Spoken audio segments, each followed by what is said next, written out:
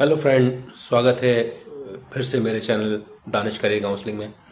और आज आप लोगों के साथ मैं एक छोटा सा सेशन करने वाला हूँ और regarding Uttar Pradesh higher education service commission का जो एग्ज़ाम प्रस्तावित है अप्रैल के महीने में 18-19 अप्रैल। तो जैसा कि हम लोग जानते हैं कि इस पेपर का जो फॉर्मेट है वो करीब 100 क्वेश्चंस का फॉर्मेट है, जैसा कि एडवर्टीज़मेंट 51 जो पहले हुआ था, जो कैंसिल होने के बाद दोबारा हो रहा है, तो उसमें भी वही फॉर्मेट था और इस पेपर में भी सेम फॉर्मेट है। तो हम लोग जानते हैं कि इस पेपर में दो पार्ट होते हैं। पहला पार्ट जिसमें कि 30 क्वेश्चन जीएस के रहते हैं और 70 क्वेश्चन आपके सब्जेक्ट स्पेसिफिक के रहते हैं, जिस भी सब्जेक्ट से आप जो है इस असिस्टेंट प्रोफेसर का एग्ज़ाम दे रहे हैं। तो मैं आज बात करूंगा उन सिर्फ 30 क्वेश्चंस की कि उन 30 क्वेश्चंस को हम किस तरीके से कवर करें, क्योंकि उस 30 क्वेश्चन का अगर हम सिलेबस देखें तो सिलेबस में जो बात की गई है वो बात की गई है टीचिंग एप्टीट्यूड की, रिसर्च एप्टीट्यूड के क्वेश्चंस हैं, उसमें आपके इंफॉर्मेशन एंड कम्युनिकेशन टेक्नोलॉजी के क्वेश्चंस हैं और एनवायरनमेंट का एक एरिया कवर किया गया है। हिस्ट्री की बात करें तो उसमें हिस्ट्री जो है वो मॉडर्न हिस्ट्री की बात की गई है, इनका 1857 से आज़ादी तक, उसके बाद की चीज़ों तक के क्वेश्चंस कवर किए जाएंगे।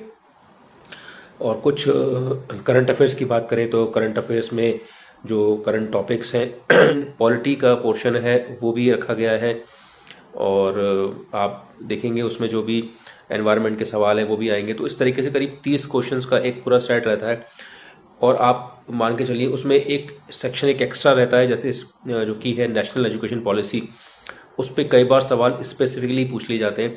अगर आप पिछले ही एग्ज़ाम की बात करें तो उसमें कुछ सेट जो अलग अलग सेट थे उसमें, या जो अलग अलग सीरीज़ थी, तो उसमें आप देखेंगे कि कुछ पोर्शंस में नेशनल एजुकेशन पॉलिसी के भी 3 से 4 सवाल पूछे गए थे और बहुत ही अच्छे सवाल पूछे गए थे।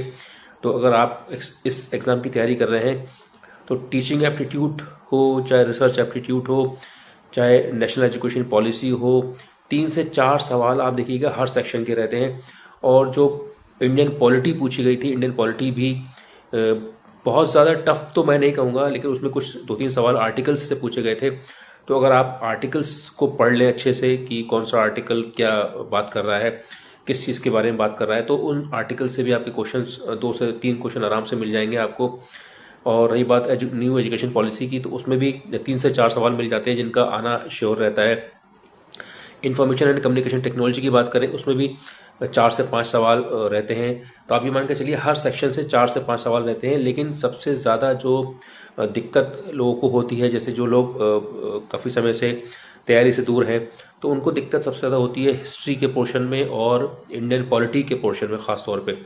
क्योंकि जो जब नेट की तैयारी कर रहे होते हैं तो नेट में तो टीचिंग एप्टीट्यूड, रिसर्च एप्टीट्यूड तो पढ़ते ही हैं, लेकिन कहीं ना कहीं वो हिस्ट्री, ज्योग्राफी, इन्वायरमेंट और पॉलिटी सबसे दूर हो जाते हैं।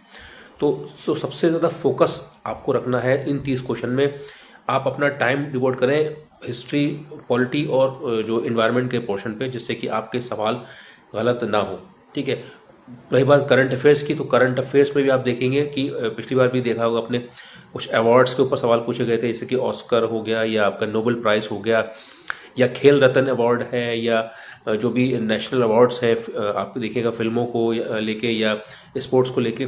तो इसका अगर आप एक कंपाइलेशन कर लेते हैं तो आपको बहुत आसानी होगी मतलब सवालों को करने में, क्योंकि जीएस है, 30 क्वेश्चन है। अब जो भी एग्जामिनर पेपर सेट करेगा वो 30 क्वेश्चंस में कोशिश करेगा कि वो हर एक सेक्शन को कवर करे जो कि सिलेबस का पार्ट है, चाहे वो हिस्ट्री हो, जो आपके इन्वायरमेंट हो, टीचिंग एप्टीट्यूड हो, रिसर्च एप्टीट्यूड हो। तो 3 से 4 क्वेश्चंस आपको उसमें मिल ही जाएंगे। तो फोकस इस तरीके से करिए कि जो आपका अनटच्ड एरिया है, कि आप ठीक है आपने कभी नहीं किया उसको, तो एक बार उसको ज़रूर देखिए, क्योंकि सबसे ज़्यादा डिसाइडिंग रहेगा वो रहेगा जीएस। क्योंकि सब्जेक्ट तो देखिए आप लोग पढ़ते ही आ रहे हैं और पढ़ते ही हैं, तो ज़्यादातर मैंने देखा है और लोग बच्चों से बात होती है तो 70 क्वेश्चन में ज़्यादा मैंने देखा है 40 से 50 के बीच में करने वाले लोग काफ़ी हद तक मिल जाते हैं। 50 से 60 के बीच में वो संख्या कम हो जाती है।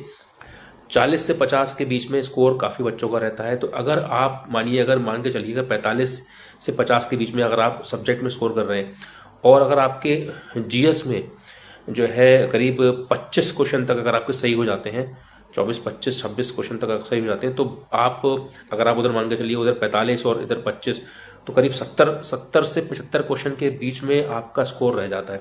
तो 70 से 75 में अगर आप आते हो तो आप एक अच्छा कंपटीशन दे सकते हो, कट ऑफ से भी ऊपर जा सकते हो। अगर फेयरली एग्ज़ाम हो, कोई उसमें ग्लिच ना हो, किसी भी तरीके की कोई धांधलीबाजी ना हो, तो ये पेपर ऐसा होता है कि 70 से 75 के बीच में अगर आप हैं, चाहे आप पिछला रिकॉर्ड उठा लिए, तो उसमें भी 70 से 75 क्वेश्चन के बीच में जो बच्चे होते हैं वो सेफ जोन में आ जाते हैं। और फिर उनके पास अगर नेट है, पीएचडी है और एक्सपीरियंस है वगैरह है, तो फिर वो इंटरव्यू भी वो थोड़ा सा एज उनके पास रहता है। ठीक है, तो 30 क्वेश्चंस बहुत डिसाइडिंग है, बहुत सोच समझ के स्टडी करिएगा। करंट अफेयर्स को भी ध्यान में रखते हुए, न्यू एजुकेशन पॉलिसी को ध्यान में रखते हुए, इंफॉर्मेशन एंड कम्युनिकेशन टेक्नोलॉजी के सवाल हुए या आपके जीएस के सवाल हुए, तो ये इन नटशेल थोड़ा सा फोकस करने की ज़रूरत है। क्योंकि अब लास्ट का जो 30 दिन बचे हुए हैं, इस 30 दिन में आपको बहुत ज़्यादा नहीं फैलाना है कि आप सोचें कि मैं ये भी पढ़ लूँ, मैं ये भी पढ़ लूँ। इससे कुछ नहीं होगा, आपको बहुत ही सिलेक्टेड होकर करना होगा। क्योंकि हर एक सेशन के 3 से 4 क्वेश्चन ज़्यादा नहीं आते हैं। तो अगर आपने एक सेक्शन पकड़ लिया और उसी की आप स्टडी करे जा रहे हैं, तो आप ज़्यादा से ज़्यादा 3 क्वेश्चन कर पाएंगे, इससे ज़्यादा नहीं। आपको हर सेक्शन करना है, बहुत ज़्यादा डीप में नहीं होता है, लेकिन हाँ चीज़ें फैली भी होती हैं। लेकिन ये है कि हाँ आप लोग स्टूडेंट्स जो हैं, जो सिविल की तैयारी कर रहे होते हैं, उनकी तो टच में रहता है। लेकिन जो लोग नेट या असिस्टेंट प्रोफेसर की तैयारी कर रहे होते हैं, तो काफ़ी लंबे समय से वो जीएस से कट जाते हैं। तो इन 30 क्वेश्चन को बहुत स्मार्टली कीजिएगा, अभी भी समय है। आज 16 तारीख हो गई, करीब आपके पास 1 महीना है। 1 महीने के अंदर आप किस तरीके से स्मार्टली चीज़ों को ऑर्गेनाइज करते हैं, और 30 क्वेश्चंस को बहुत अच्छे से करिए, 25 प्लस स्कोर करिए, तो आप एक अच्छा कंपटीशन जो है आप एग्ज़ाम में दे सकते हैं।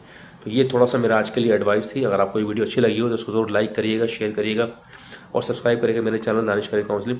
इससे अगली जो वीडियो है वो मैं पहले ही बता दूं, जो बच्चे कॉमर्स वाले हैं, जो कॉमर्स की फील्ड से तैयारी कर रहे हैं, तो मैं उनके लिए कुछ बताऊँगा एरियाज जिस पर वो फोकस करें, तो जिससे वो अच्छा स्कोर कर पाएँ। ठीक है, तो आज के लिए इतना ही। Thank you very much. जय हिंद, जय भारत।